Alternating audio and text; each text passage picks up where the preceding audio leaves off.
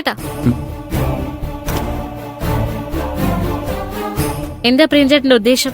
എന്റെ വീട്ടിലെ പ്രശ്നങ്ങളെല്ലാം എന്തിനാ കൈലാഷ് സാറിനോട് പറഞ്ഞത്? എനിക്ക് അദ്ദേഹത്തിന്റെ സഹായം വേണമെന്ന് ഞാൻ പ്രിയഞ്ചേട്ടനോട് പറഞ്ഞോ? നീ ഒന്നും പറയാത്തതാ ഏറ്റവും വലിയ പ്രശ്നം.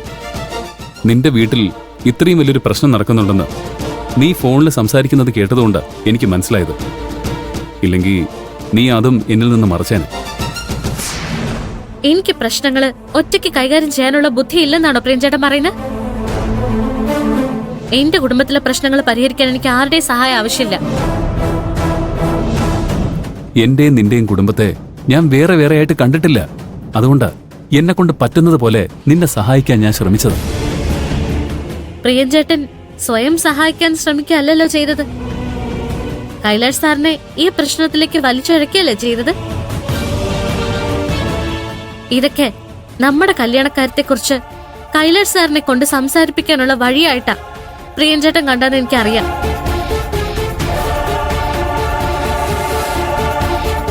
എന്താ പാറു പ്രശ്നം? എന്റെ അടുത്തൊരു വാക്ക് പോലും ചോദിക്കാതെ പ്രിയഞ്ചേട്ടൻ ഞങ്ങളുടെ കല്യാണം തീരുമാനിക്കാനുള്ള പരിപാടിയായിരുന്നു. എന്താടാ പാറു പറയുന്നത്? അത് ഞങ്ങളുടെ കല്യാണം 3 മാസത്തിനുള്ളിൽ നടത്തണമെന്ന് അമ്മ നിർബന്ധം പിടിക്കുക. അല്ല, നിന്റെ അമ്മയ്ക്ക് എന്താ പെട്ടെന്ന് ഇങ്ങനൊരു വാശിയുണ്ടായത്?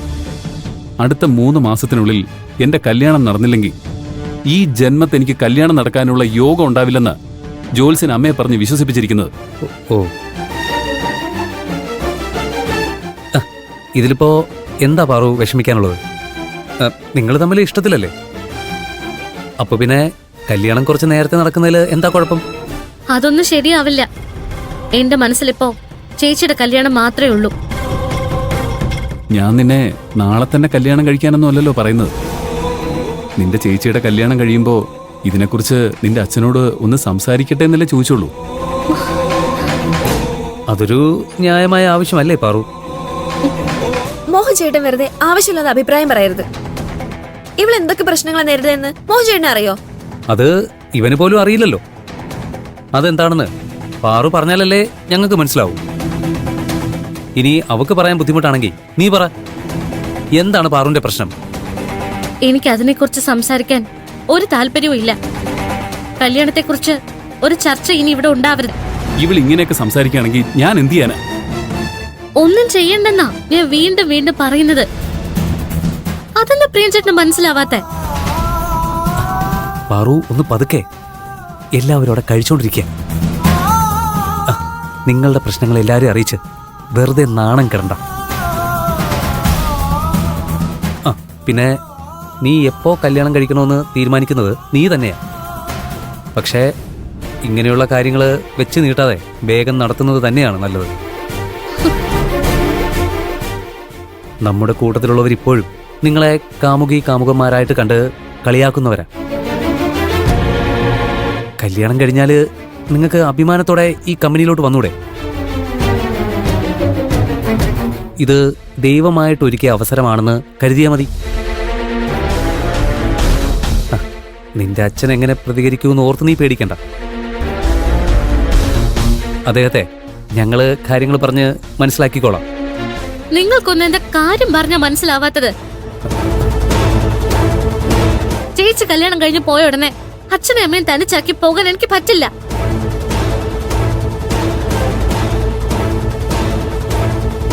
മൂന്ന് മാസത്തിനുള്ളില് എന്തായാലും നമ്മുടെ കല്യാണം നടക്കാൻ പോകുന്നില്ല. എന്നെ വെറുതെ നിർബന്ധിക്കരുത്.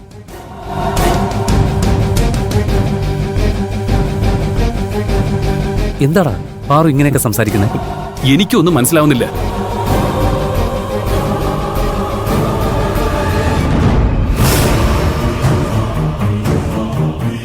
എങ്ങനെയെങ്കിലും പ്രിയനെ കല്യാണം കഴിച്ച് അവളുടെ കുഞ്ഞിന് ഒരച്ഛനുണ്ടാക്കാൻ ശ്രമിക്കുന്നതിന് പകരം ഇവൾ എന്തൊക്കെയാ ചെയ്യുന്നത്?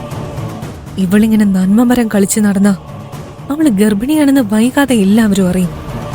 പിന്നെ അവളുടെ ഈ അവസ്ഥയ്ക്ക് കാരണക്കാരൻ ആരാണെന്ന് പ്രിയനും കൈലാഷും അന്വേഷിച്ചിറങ്ങും. പാർവതിയുടെ അവസ്ഥയ്ക്ക് കാരണക്കാരൻ കൈലാഷാണെന്ന് അവൻ അറിഞ്ഞ ഉറപ്പായിട്ടും അവളെ കല്യാണം കഴിക്കും. പിന്നെ ഞാൻ കണ്ട സ്വപ്നങ്ങളൊക്കെ വെറുതെയാകും. അതിന് ഞാൻ സമ്മതിക്കില്ല. പ്രിയനും പാർവതിയും തമ്മിലുള്ള കല്യാണം എങ്ങനെയെങ്കിലും നടത്തണം. അതിനാരോട് സംസാരിക്കണമെന്ന് എനിക്കറിയാം.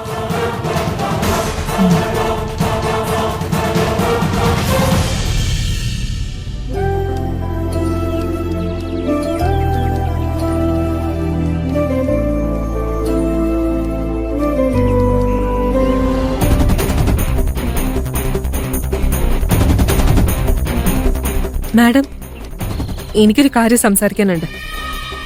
ഞാനിപ്പോ നല്ല തിരക്കില്ല. നീ എന്ത് പരാതി പറയാനാണ് വന്നതെങ്കിലും എനിക്കത് കേൾക്കാൻ സമയമില്ല. ഞാൻ പരാതി പറയാൻ വേണ്ടി വന്നതൊന്നുമല്ല. ഞാൻ പാർവതിയെക്കുറിച്ച് സംസാരിക്കാനാ വന്നത്.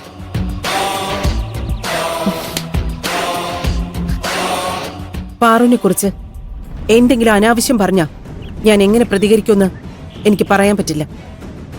പാറുവിനെ എങ്ങനെയെങ്കിലും ഈ ഹോസ്റ്റലിൽ നിന്ന് പുറത്താക്കണമെന്നാണ് നിന്റെ ഉദ്ദേശമെന്ന് എനിക്കറിയാം. അത് നടക്കാൻ പോകുന്നില്ല. So don't waste my time, just leave.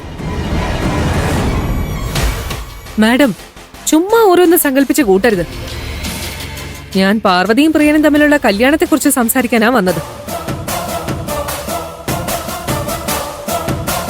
ഇനി സംസാരിക്കാമോ?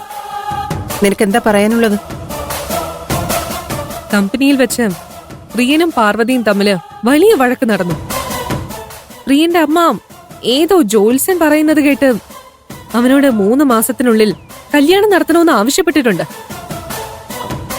ഈ ആവശ്യം പ്രിയൻ പാർവതിയോട് പറഞ്ഞപ്പോ അവള് പറ്റില്ല എന്ന് മുഖത്തടിക്കുന്ന പോലെ പറഞ്ഞു.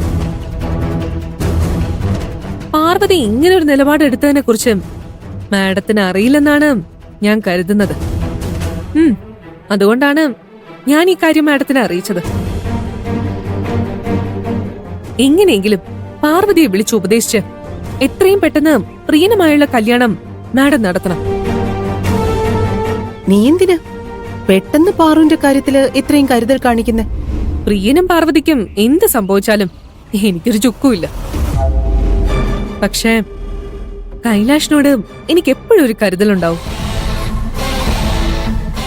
പാർവതിയുടെ ജീവിതത്തിലേക്ക് പ്രിയൻ വന്നതിന് ശേഷം കൈലാഷ് അവരിൽ നിന്നും അകലം പാലിക്കാൻ ശ്രമിക്കുന്നുണ്ടെങ്കിലും കൈലാഷിനതിന് പൂർണ്ണമായും കഴിയുന്നില്ല.